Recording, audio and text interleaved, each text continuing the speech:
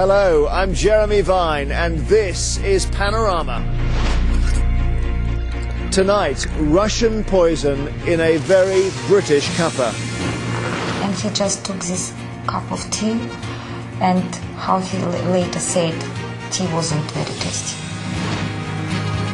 An agent dies an agonizing death, and a city is contaminated with radiation. Tonight, his widow points the finger at a president. If she says that Russia has killed Sasha, she's a liar in this world.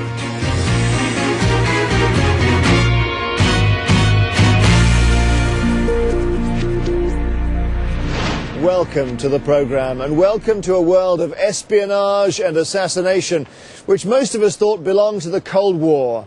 Panorama has, like Scotland Yard, been following the trail of radioactive poison, trying to make sense of the killing of Alexander Litvinenko. We've discovered evidence they tried to kill him not once, but twice. His widow, Marina, says he was silenced because he knew too many secrets.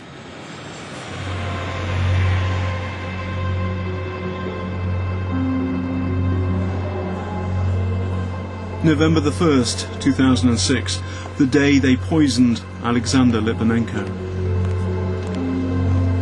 Heading for London that day, a mysterious Italian investigator carrying with him a warning that Litvinenko was a dead man walking.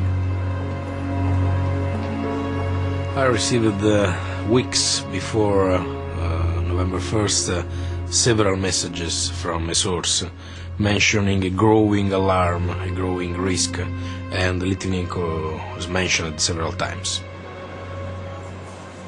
Also converging on London, 3 Russians, all coming to meet one man, Litvinenko.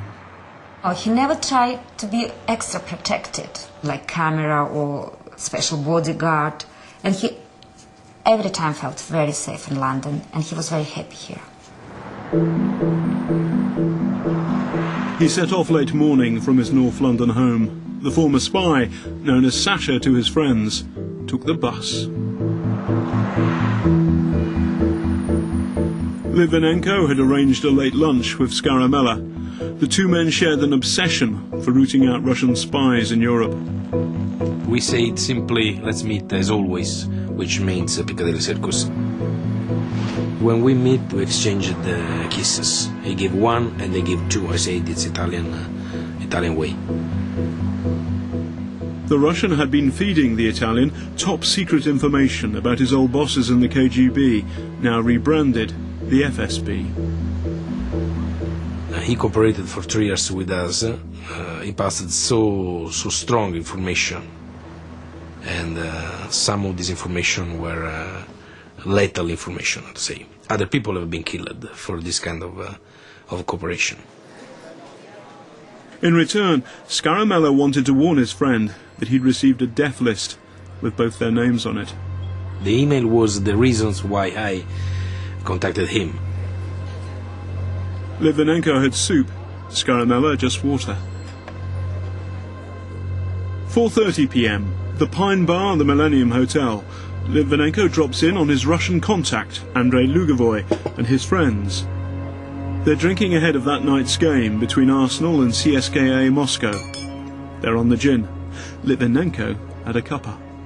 I knew about 2 meetings. Scaramella, when Sasha had lunch, and second meeting with Lugovoy, very short meeting, he told me, very short. He arranged to meet up with the Russians the next day, and then made his way home. Just exactly before midnight, he became sick. And when it started, and repeated it, and every 20 minutes, it was quite scary. Litvinenko himself suspected foul play.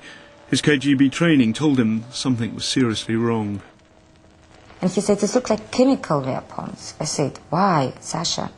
And he started to concern, Marina, they could poison me. I said, who? How's possible?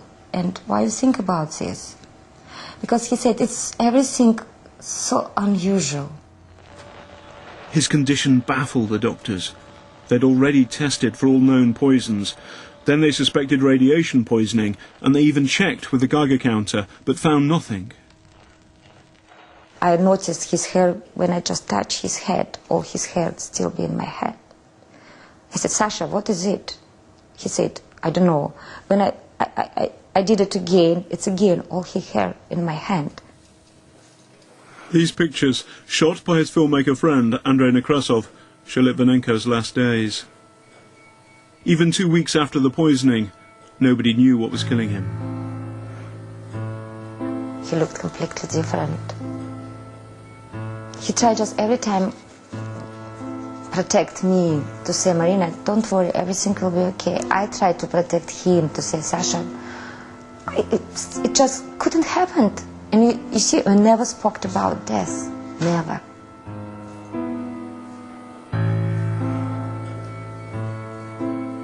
Every day you could see he became worse. Every day it was fight for life. This is the iconic image of the dying spy that was flashed around the world. And this is his friend's footage of the real Litvinenko before his terrifying transformation. He described what it's like to be on the run from the KGB. He knew he'd be looking over his shoulder for the rest of his life. It's like free fall. It's only terrifying when you're jumping from the plane, when you look down. But after the jump, there isn't much you can do about it. You're in free fall. You can't go back. You can only go downwards. Like many of his fellow countrymen, Litvinenko found refuge in what they call Londongrad. Mega-rich Russians, such as Chelsea owner Roman Abramovich, like Britain because it's safe and stable. Other Russians come here because they can speak out. One exile is Boris Berezovsky, Putin's fiercest critic and Britain's richest asylum seeker by about £1 billion. Back in Russia, Litvinenko, as a bodyguard, had saved Berezovsky's life twice, and he worked for him again in London. Litvinenko attacked Putin personally, with some say reckless abandon. But who wanted him dead? Some of the shadowy exiles, or his old KGB masters back home? There were two ideologies in the Soviet Union, communist and criminal. In 1991, the communist ideology ceased to exist, and only the criminal remained. The KGB was renamed. It became the FSB, but nothing really changed. Everything stayed the way it was before. The only difference was that a KGB officer killed for his ideology, while an FSB officer kills for money. The Russian secret police, both the old guard and the new privatized version, have the same code of silence. Litvinenko was a traitor to both. The last day when he could speak, and I was ready to go to home, and he just told me, Marina, I love you so much. It was last what I heard from him. Because in a night, during the night after this, first time when his heart stopped.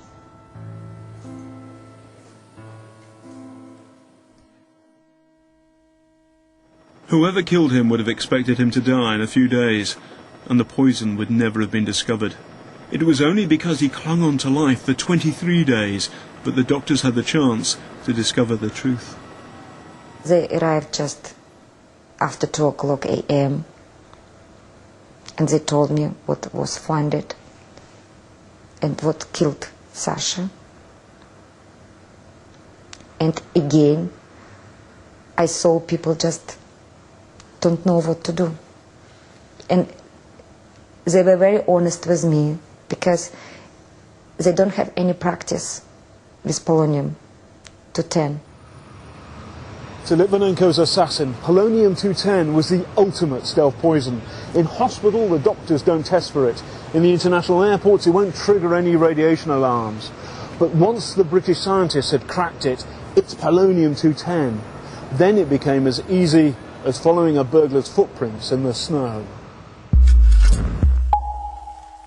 Once you've got an open radioactive source of this type and of this size, then it's almost inevitable that you're going to be able to detect a whole spider web of contamination coming out. So you can always follow a trail. You will always have a forensic trail with radioactivity, which you can follow from one place to another place.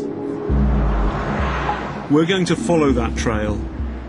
Litvinenko caught the 134 on November the 1st. No trace of polonium on his ticket or the bus. He was clean.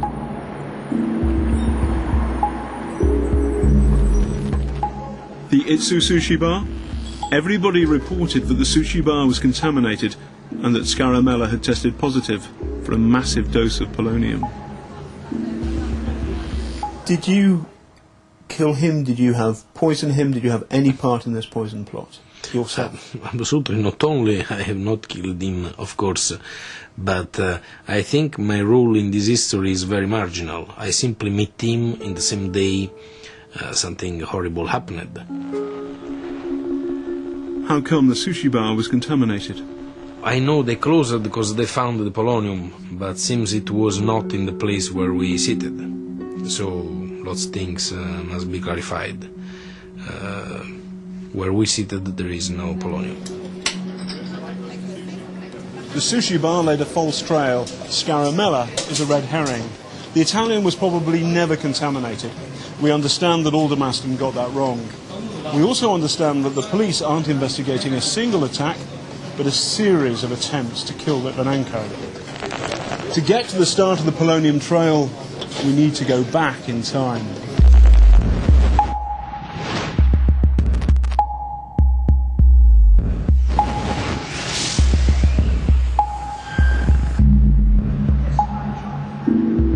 Two weeks before, on October the 16th, staying at the Parks Hotel in Knightsbridge, Andrei Lugovoy, once a KGB officer, now a millionaire, and his friend Dmitry Kovtun, also ex-KGB.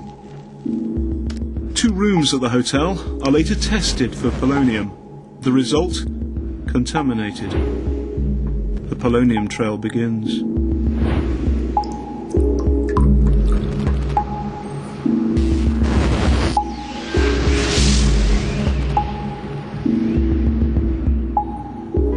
During this earlier trip, Lugovoy and Kovtun meet Litvinenko for lunch in his usual place, the Itsu sushi bar on Piccadilly. The restaurant, contaminated. But not at the same seats which Scaramella and Litvinenko would use 2 weeks later. Could this have been the first attempt to kill him?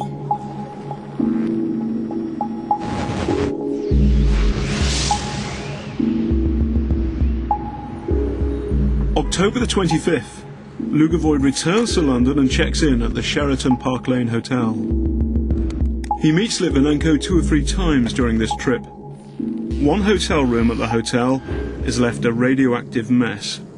Today, not just one room, but a whole section of the 8th floor corridor is still boarded up. Was this a second botched attempt? On October 28th, Lugovoy flies back to Russia on British Airways flight GBN WX, and you've guessed it, at least one seat in the plane contaminated. On the same day, Kovtun arrives in Hamburg and sees his children, a toddler and a baby, who live with his ex-wife, and they are contaminated. Lugovoy and Kovtun next meet with Litvinenko on the day he's poisoned, November the 1st.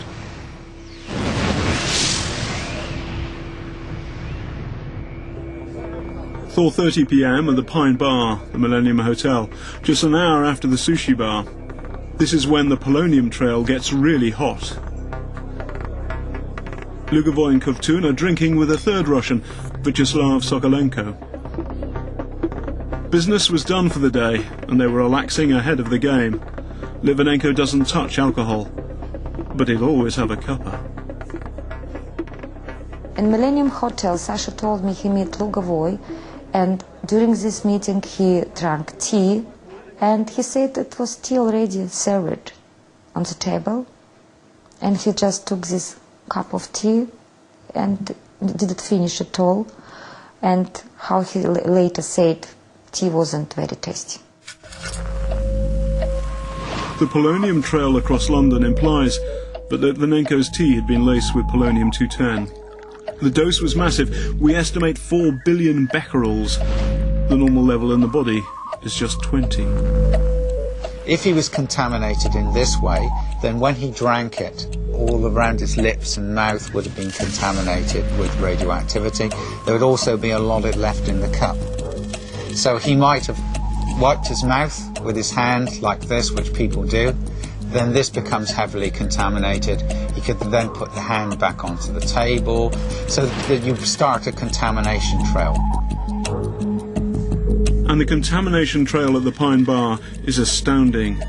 The cup that contained the tea, contaminated. The 7 bar staff at the hotel who took the cup away, washed it, wiped it, set it out for other guests, contaminated. The Pine Bar itself, contaminated and still closed, 2.5 months on. The contamination itself isn't lethal, but long-term risks are not known.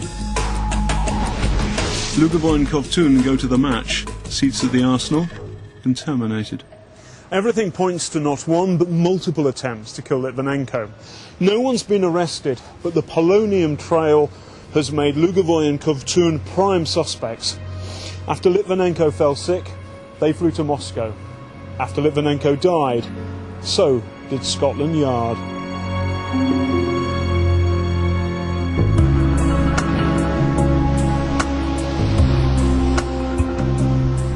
Safe and sound in Moscow, Lugovoy and Kovtun protested their innocence.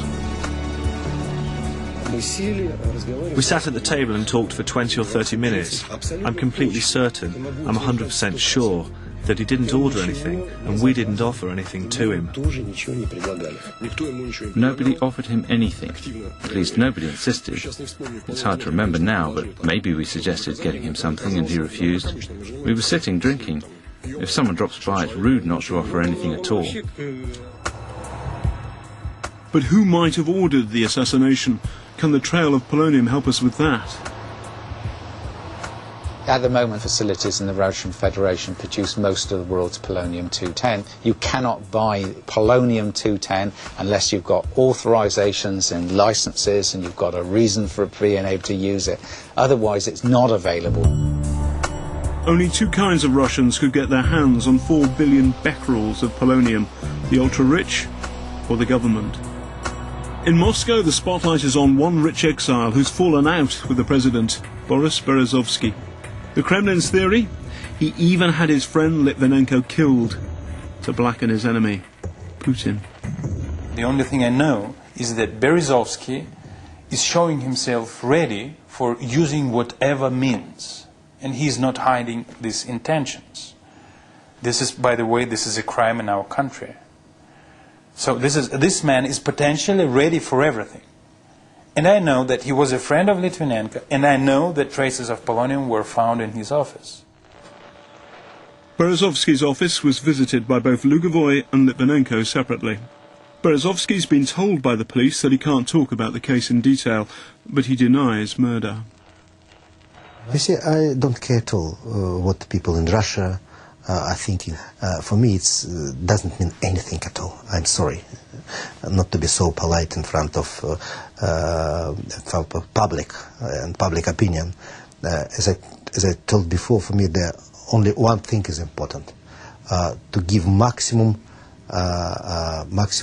chance to police to go to the end. So what about the Kremlin? They've got history. This is the Black Lubyanka, the headquarters of the old KGB. Thousands of ordinary people were executed in the basement. The story of Soviet poisoning goes back to the early 20s. This building here is laboratory number 12, the poison factory. The question is it still in business? The answer is yes, according to this man, a former Soviet intelligence officer. Scotland Yard have been talking to him too, and advised him to remain anonymous.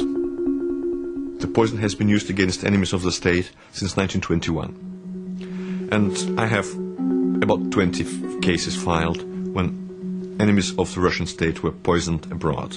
It's the laboratory that every year gets its budget to work with radioactive poisons. A cup of tea has also proved lethal in the past, in the case of this man, a former Putin bodyguard named Roman Serpov. On the 11th of September 2004, he was invited to the offices of the St. Petersburg department of the FSB, had a cup of tea, and on the 11th day died. It was established that with radioactive poison. But why would the Kremlin want to kill an exile in London no one had heard of? First, he was a traitor to the FSB. He joined the organisation and investigated organised crime. But he became disillusioned, accusing his masters at a televised press conference of running a criminal state. Litvinenko was the only one brave enough to show his face. The FSB is being used by certain officials solely for their private purposes. Instead of its original constitutional aim of providing security for the state and for citizens, it's now being used for settling scores and carrying out private and criminal orders for payments. Sometimes the FSB is being used solely for the purpose of earning money. When he went to TV and spoke openly about crime, about corruption and FSB, everything started against him. And when he was put in a prison first time, and I had meeting with some prosecution, and when I asked them, why you decide to put him in a prison just now? And they said, he shouldn't go on TV to speak about this. But it was a series of bomb outrages in '99 that provided the acid test for freedom of speech in Russia. The Moscow apartment bombs were blamed on Chechen terrorists. Putin came to power promising revenge. But some suspected the bombs had been planted by Putin's men all along. Investigating the Moscow apartment bombs has proved an unhealthy occupation. One MP was shot dead and a journalist killed in a mystery car crash. A third, Yuri Chechen, was poisoned, say his family. Anna Politkovskaya, another journalist, was poisoned after drinking tea. She recovered, but last October she was shot dead in Moscow. She too had been on the death list Skaramella had shown his friend Litvinenko. A book, Blowing Up Russia, accused Putin outright of being behind the bombs. The author? Poisoned in London. Is that story true? No, it is not. It is not true, and what he wrote in that book, blaming Putin being guilty of blowing and FSB blowing these apartments in Russia, has nothing to do with reality. Actually, I mean, again, in my personal opinion, this is, let's say, a product of an ill brain. I don't know a proper English word for that. Sick brain? Yes, sick brain. I mean, it's... Mentally ill? Well, in my understanding, only a mentally ill person can think about Russian government blowing homes of its own people. Mikhail Trapashkin is a former FSB officer who was thrown in jail while investigating the apartment bombs. Scotland Yard wanted to talk to him about Litvinenko. The Russian government said no, because he was in prison.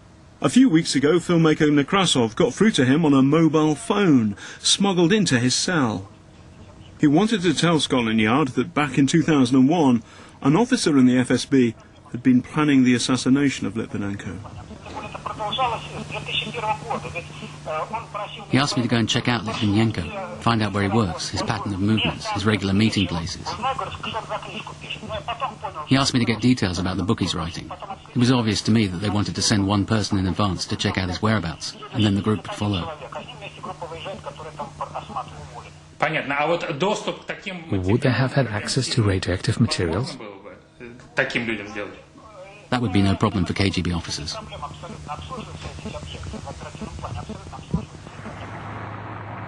But that was 6 years ago. Why the delay? In July 2006, MPs in Russia's parliament, in this building behind me, passed a new law allowing the secret police to pursue terrorists. That means enemies of the state beyond Russia's borders. It was a license to kill. Another answer to the question of timing may lie with Skaramella, who's now in prison in Italy on unrelated charges. His idea when he left Moscow was to arrive in Italy, and he mentioned a friend in the Secret Service who told him, you cannot go to Italy because there are some big friends of Russia there in this country. In this classified document, Litvinenko alleges that one of those KGB friends is Romano Prodi, now Italy's Prime Minister. Prodi denies the claim. Do you think Prodi was a KGB spy? I don't think nothing. I think nothing about that. I simply collected from different people some information about him, about the past, about the present. Some qualified sources, including Litvinenko, told me that some officers in Moscow considered him as their man, KGB man. In exile, Litvinenko made some shocking claims. Even by his standards, this was an extraordinary assertion. He was due to make it at the European Parliament on the 18th of October, shortly after the polonium trail began. Had the FSB finally had enough of their rogue agent? He died on the 23rd of November. His irradiated body was buried in a coffin lined with lead. In his deathbed statement, he didn't pull his punches. You may succeed in silencing one man, but the howl of protest from around the world will reverberate, Mr. Putin, in your ears for the rest of your life.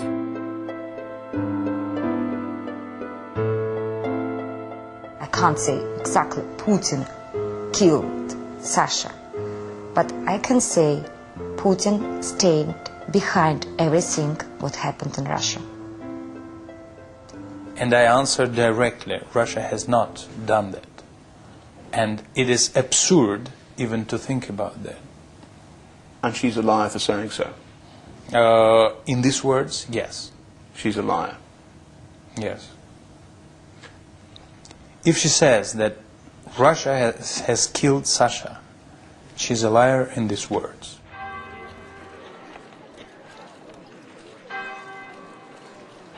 She's safe, is she? Nothing's going to happen to her? Because she is a critic too. I hope British police is effective. She's living in London. Why don't you ask British authorities about her being safe or unsafe? He's not living in Moscow. Something worse can happen again, because list of these people not finished yet. It was second person who was killed from this list by polonium-210. Okay, what they will use to kill other person? Atomic bomb? Could you tell me, please, what is next? John Sweeney reporting for us there. 2 Hollywood films on the death of Alexander Litvinenko are now on the cards, and no wonder. There's more later tonight on Storyville. Next week, the drug company emails and memos you weren't supposed to see. How evidence that showed links between suicidal thoughts and a best-selling drug was kept away from the people who needed to see it most.